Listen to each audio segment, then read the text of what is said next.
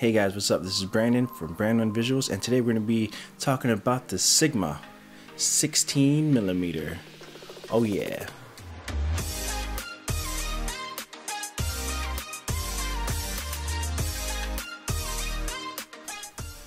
Alright, so I've been waiting for this lens for about, well, since they announced it, I think in late October.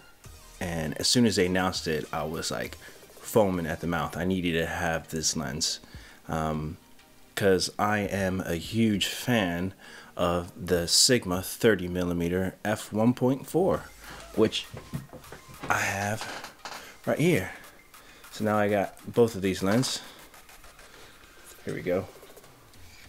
So here is the 30mm f1.4, and here's the 16mm. Is it gonna focus? Focus.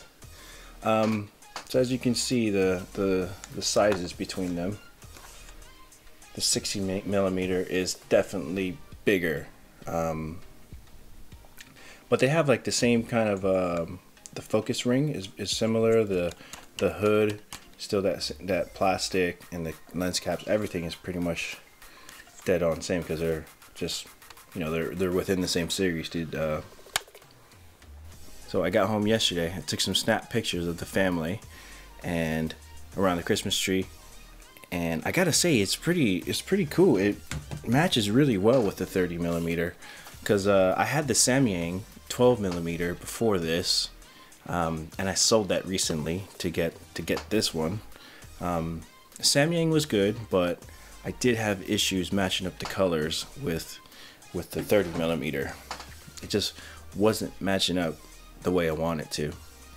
I think it was a bit like, this is a really smooth look, in my opinion, and it just didn't match up with the 12mm on some of my footage, because I would use the 12mm f2 in the evening on the gimbal to get some of that wider shots of the dance floor for my weddings, and you can always tell, like, switching the lens, like the colors just didn't look right. I mean, obviously the focal length was different, but the colors just didn't match up right, and the bokeh was a bit different.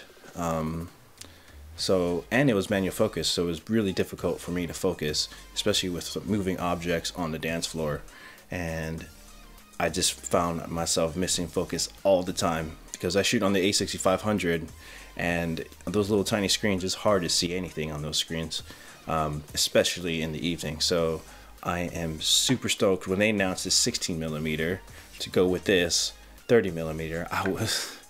I was so stoked. I could not wait to get my hands on it. I pre-ordered it. I automatically put my 12mm up for sale, and I was like, you know, I'm going with it. So it's even faster. It's a 1.4. So this is the first of its type for the aps-c size sensor, and they also make a micro 4/3 one. But yeah, it's about I believe it's a 24 equivalent on a 35mm full frame camera, and it's wide. But obviously since I was shooting on a 12mm, I got used to that really ultra wide look, because I think that's an 18mm equivalent. So you would kind of see a bit of distortion, just get that ultra wide look, which I really like. So I was kind of debating, like, if they didn't announce this, I was gonna fork out the money to get the 10 to 18mm Sony f4, because I like that wide look, especially outdoors, when you're trying to capture, you know, some nice foreground with the trees, and you're doing like a nice dolly shot, you know, going towards the church or the building or whatever, and I really like those shots. I didn't really get a chance to play with it on this one. I took it out today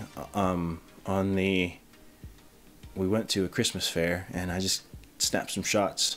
I was with the family. It's difficult shooting when you have two little ones. They're a handful, especially.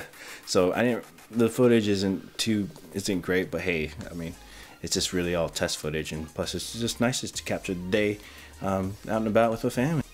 I'm definitely seeing the more consistent look that you get with the 30mm. Because I always thought, well, like this is my cleanest looking lens. I feel, because it's so fast, I can shoot under lower ISO.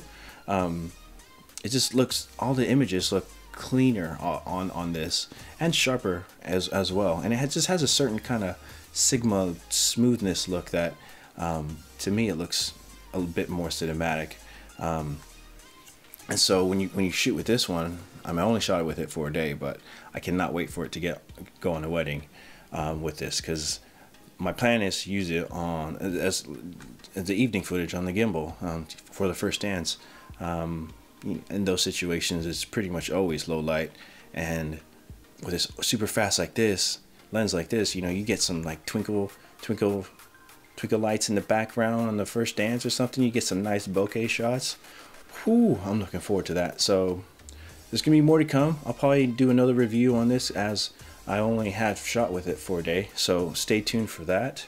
And I got some more gear reviews. I got the A6500, so I'm planning on doing a review on that. I got a Ninja Flame monitor, which I'm looking up at. If I'm not looking at you, you see me looking up, I'm looking at the Ninja Flame 4K monitor, so it's pretty sweet. So I'm going to be doing a bit more reviews on this one, but yeah, I just wanted to get this out there really fast for you guys, because this has just been released this weekend, and I know a lot of people just wanted to see some footage. There's some great footage of it online already. I believe there's some folks in Japan got it out really early, and they got some really sweet footage. I saw that and I was like, yeah, this is gonna look good with this. I'm so stoked.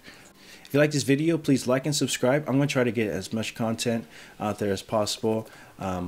I'll be honest, I'm not the best gear review, but I love it and I love talking about it, and it's always fun just to top shop. So leave your comments down below if you guys want to see anything in particular. But yeah, stay tuned for more videos with featuring this lens. I'm so excited, man. I cannot wait to shoot more with this. Alright guys, this is Brandon for Brown One Visuals. Peace.